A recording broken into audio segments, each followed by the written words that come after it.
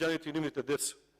Нови долгови, нови задолжувања и сето тоа за да се покрие неспособност. Како што е, например, неспособност на раководството на ЕЛЕМ, МЕПСО, тендерите во 4 очи и сето тоа повторно ќе се реализира со нови задолжувања.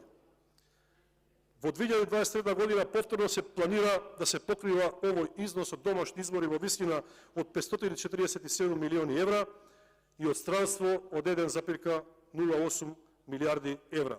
Јавниот долг на крајот од 2023 година треба да биде 64,4% од бруто домашниот производ или над 8 милиарди евра.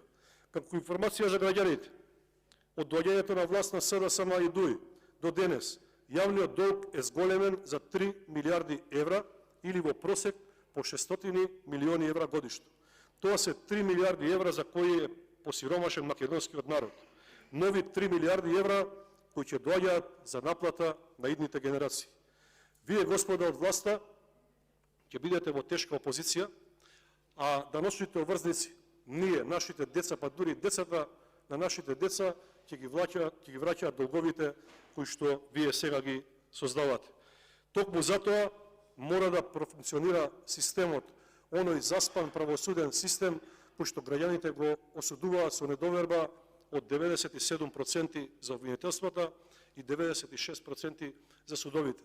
Токму тој комфорт кој што го нуди заспаната правосудна власт, корумпираните обвинители и суди, дел од нив кои што се во правосудството, токму тие овозможуваат да има ваков комфорт во владењето, да нема одговорност, да не се покренуваат постапки, да не се завршуваат постапки на носители на јавни функции за кои што и ние како опозиција поднесовме неколку кривични пријави, а да не зборувам за критиките кои што доаѓаат од Државниот завод за ревизија, од антикорупцијска, од нашите пријатели амбасадори, но сепак очигледно е дека тука ќе треба големи реформи, огромен ресет во правосудството за да може да се врати довербата на граѓаните, довербата на странските инвеститори.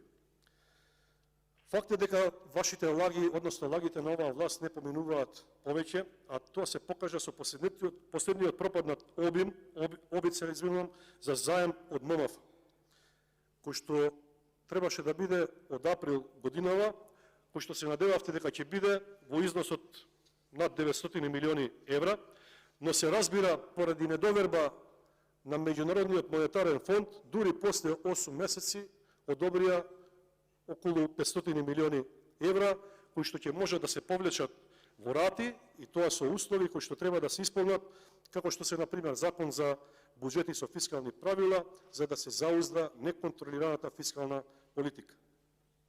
Што друго може да се издвои од буџетот? Она што народот покрај основните проблеми, сиромаштија и екзистенција го интересира, тоа е животната средина. Иако се прокламиравте тука како зелени партии, особено коалицијскиот партнер ДУИ, кој кога намириса пари во зелената агенда се престрои некако таму, па денес гледаме дека се престрои како во поддршка на борбата против корупцијата, во зависност од ветриштата кои што дуваат некаде од повисоко. Гледаме дека токму за подпрограмата за зелен развој има пат од 92,2%. Понатаму се предвидуваат помалку пари во Агенцијата за финансиска поддршка на земјоделството и руралниот развој, повторно земјоделците се оставаат на цедил. Понатаму, во Министерството на здравство, во подпрограмата 1А, реконструкција и доградба на објекти на ЈЗУ се кратат 117 милиони денари или 45%, а во подпрограмата 1К за изградба на нов клинички центар во Скопје и Штип се намалува за цели 68%. Нема нов клинички центар, оној што е долго најавуван, и тука се гледа способноста на оваа влада да реализира проект, иако претходно имаше готов проект кој што беше стопиран и поради кој плаќаме пенали. Ова покажува дека народот, токму и онаму каде што е најкревок во здравјето, е оставен на милост и немилост. Примарната здравствена заштита ни е во целосна катастрофа. Секундарното здравство исто така. Остануваат нереновирани амбуланти, нереновирани болници, лоша инфраструктура, премногу слабост и недоволен капацитет. Недоволната поддршка на државата исто така се осликува на здравјето на граѓаните, а и од она што се одделува од здравството не се користи рационално. Погледнете само колку здравствени установи се задолжени поради неплатени сметки за електрична енергија.